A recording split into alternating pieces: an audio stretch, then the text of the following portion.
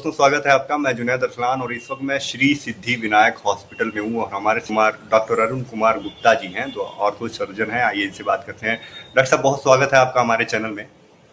और सवाल ये है कि बहुत से लोग कमर दर्द और घुटने के दर्द से परेशान रहते हैं, तो इसकी क्या वजह है? क्योंकि लंबा इलाज करके भी बहुत से लोग राहत नहीं पा पाते। ओके।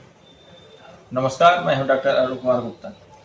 आपने बहुत अच्छा सवाल पूछा कि आजकल जो है बहुत ज़्यादा लोग घुटने के दर्द और कमर दर्द से परेशान हैं। ये बहुत ही अच्छा सवाल है आपका।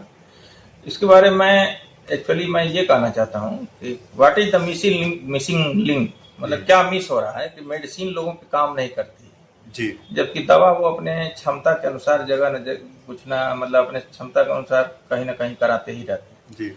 इसका मेन कारण ये है कि उसकी या तो प्रॉपर डायग्नोसिस नहीं बन पाती है या पेशेंट सिर्फ सिम्टोमेटिक ट्रीटमेंट ही लेना चाहता है कि भाई हमको किसी तरीके से राहत मिल जाए। सिम्टोमेटिक ट्रीटमेंट का क्या मतलब हुआ? सिम्टोमेटिक ट्रीटमेंट का मतलब ये हुआ कि दर्द हुआ, अपना कुछ भी दवा ले लिया। अच्छा। अब दर्द की दवा तो चाहे पैरासीटामॉल ले लीजिए, चाहे डाइक्लोफेनेक लीजिए, सिक्लोफेनेक लीजिए, चाहे कोई भी कक्स 1 कक्स 2, मेडिकल टर्म में कहिए तो बहुत सारे कैटेगरीज हैं दवाओं के। मतलब डॉक्टरों के पास न जाकर लोग नहीं, डॉक्टर के यहाँ भी जाते हैं तो उनकी भी शायद मजबूरी रहती हो, भाई पेशेंट कुछ है कि भाई जांच भी नहीं कराना चाहता, या उनकी जो लिंक के बाहर की चीजों को या तो पकड़ नहीं सकते हैं, या ये भी सोच सकते हैं कि भाई भीड़ बढ़ाने के लिए भाई सिम्टोमेटिक ट्रीटमेंट अगर देते हैं तो लंबे समय तक आदमी जो है ट्रीटमेंट कराता रहेगा। क्योंकि हम जो देखते हैं अपने यहाँ और जो महसूस करते हैं अपने लेवल पे, तो मैं ये देखता हूँ कि पेशेंट 2-2 साल 10-10 साल से इलाज करा रहा है।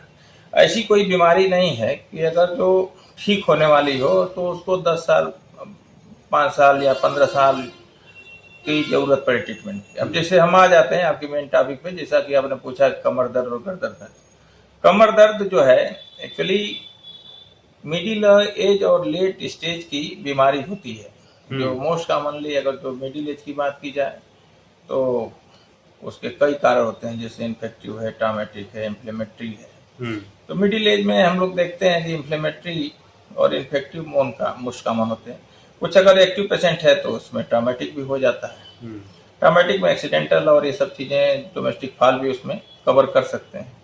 और जो पैथोलॉजिक जो प्रोसेस है वो मेन कारण अगर जो हम कह सकते हैं तो वो जो है ऑस्टियोपोरोसिस है।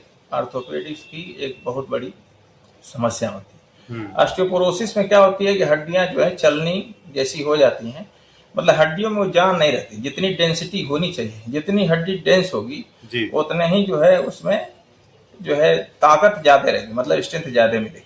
और जैसे ही हड्डी अगर जो कमजोर होती है, जैसे हम अपनी भाषा में ऑस्टियोपोरोसिस और ऑस्टियोपीनिया बोलते हैं, तो उसमें कमर का दर्द यानी बैक, लोअर बैक और घुटने के दर्द की समस्या या हिप मतलब वो कूल्हे की समस्या जो है स्टार्ट हो जाती है। और ये इसी का पार्ट है, जैसे चलते चलते ओल्ड एज में देखते हैं कि कूल्हा टूट जाता है, वो भी एक इसी का पार्ट है। अब कमर दर्द में क्या है कि अगर हड्डियां कमजोर होती हैं तो नसें दबती हैं, और वो नसें दबने की वजह से वो रेडिएटिंग पेन और कमर दर्द हमेशा बना रहता है। तो अगर इसका व्यापक रूप से कायदे से अगर जो इलाज किया जाए तो इसका बिल्कुल 2 से 3 महीने में समस्या का निदान पूर्णतया संभव है, और वो भी बिना ऑपरेशन के संभव है। क्योंकि स्पाइन में ऐसी कोई समस्या नहीं है कि मैक्सिमम 85 से 90% समस्या जो है बिना ऑपरेशन के बिल्कुल नेचुरल वे में ठीक हो जाती है, जो कि हमेशा के लिए ठीक हो जाती है। केवल 10 से 15% केस में ही ऑपरेशन की आवश्यकता पड़ती है, जिसको हम लोग जो हम अब तक की लाइफ में देखते हैं कि मतलब हमारे यहाँ स्पाइन की ऑपरेशन करने की अब तक 5 से 6 साल हो गए, मुश्किल से 4 या 5 केसों की जरूरत पड़ी। डॉक्टर साहब, घुटने के लिए क्या कहना चाहेंगे? अच्छा, घुटने की समस्या ये है कि घुटना जो है एक बहुत बड़ा हमारे शरीर का वेट बियरिंग जोन है। जो हमारे शरीर की सारे जो वजन होती है, दो हमारे भगवान ने दो हमारे पास घुटने दिए हैं, जो सारे वजन जो है इसके जोड़ के थ्रू ही जाते हैं। अब अगर जो घुटना का अलाइनमेंट सही नहीं है तो जो है वेट का जो सही डिस्ट्रीब्यूशन नहीं पाता है, उसके कारण भी दर्द होते हैं। और जो घुटना का जोड़ है उसमें हर जोड़ के चारों तरफ एक कैप्सूल होता है। कैप्सूल के साथ साथ जो है मस्कुलोस्केलेटल प्रॉब्लम चूंकि ये क्रिएट होती है, तो इसमें मसल, लिगामेंट, टेंडन भी होते हैं जो घुटने को स्टेबलाइज या स्थिर रखते हैं। अगर इन चारों पांचों कंपोनेंट में से कुछ भी अगर डिस्टर्ब होता है तो डिजेनरेटिव प्रोसेस स्टार्ट हो जाती है। और इसका सही तरीके से निदान तभी संभव है जब इसका क्लिनिकल इन्वेस्टिगेशन करके और एग्जामिनेशन करके अगर हम इसके रूट काज का पता लगावें तो घुटने पूर्णतया रीजनरेट हो जाते हैं।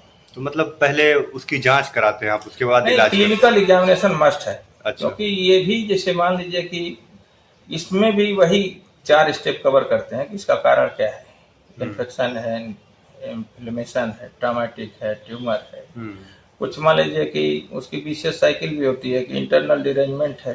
इंटरनल डिरेंजमेंट इस कारण से होता है कि जैसे मान लीजिए उसमें घुटने के बीच में लिगामेंट भी है, मेनिस्कस भी है, उसमें अगर कुछ टूटा फूटा या फटा चीज है तो उसमें भी बैलेंस नहीं बन पाता। जब बैलेंस नहीं बनता है तो चलने में उसको जैसे लगता है कि कुछ उसमें गिविंग सेंसेशन या इस तरीके की बात होती है कि जैसे वो बैलेंस नहीं बन पाता और जो जोड़ होते हैं वो आपस में रब करते हैं तो वो डे टू डे डैमेज ही होता है। ठीक।